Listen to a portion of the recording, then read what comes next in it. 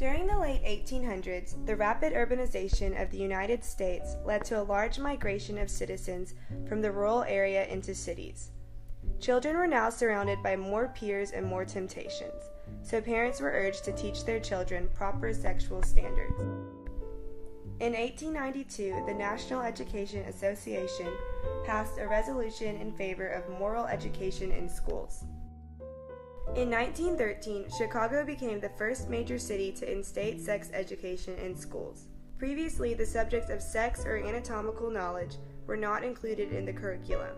In 1914, the government was forced to address the issue of sex education when the start of World War I led to an outbreak of STDs among soldiers. In 1918, Congress passed the Chamberlain-Conn Act, which allocated money to educate soldiers about gonorrhea and syphilis. The military sex education programs inspired schools to provide similar instruction. In the 1920s, sexual education began to be integrated into school curriculum. In between 20 and 40% of schools now covered social hygiene and sexuality. During the 1940s and 50s, the U.S. Public Health Service was strongly advocating sex education in schools. Human sexuality courses began to appear on college campuses. In 1953, the American School Health Association launched a nationwide program focused on family life education. The 1960s saw lots of resistance towards sex education. The first waves of organized opposition were aimed at barring any form of sex education in schools. In 1964, Mary Calderone, a physician and the previous medical director of Planned Parenthood, founded the Sexuality Information and Education Council of the United States, better known as SIECUS. In 1968, the U.S. Office of Education gives NYU a grant to develop graduate programs for training sex education teachers.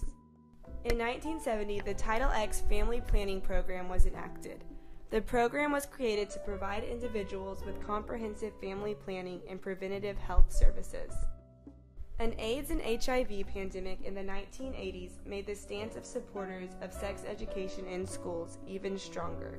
In 1986, the U.S. Surgeon General Everett Koop issued a report calling for comprehensive AIDS and sex education in schools starting as early as the 3rd grade, including information on both heterosexual and homosexual activity. By the 1990s, all states had passed mandates for AIDS education in schools. In 1996, the Welfare Reform Act was passed with provisions for abstinence education. The act provided tens of millions of dollars in funding for abstinence education programs. In 2007, the Responsible Education About Life Act was introduced. The act would have provided federal funding to schools for comprehensive sex education programs, but it did not pass.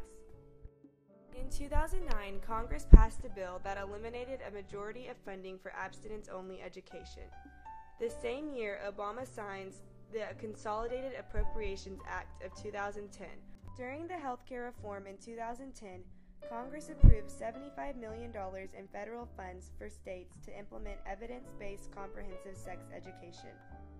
Title V was also reestablished, providing $50 million in federal funds for states implementing abstinence-only until marriage sexual education programs.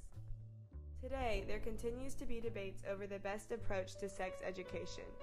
As teen pregnancy and STD rates continue to present a serious problem in the United States, more states turn toward a more modern, comprehensive sexual education approach.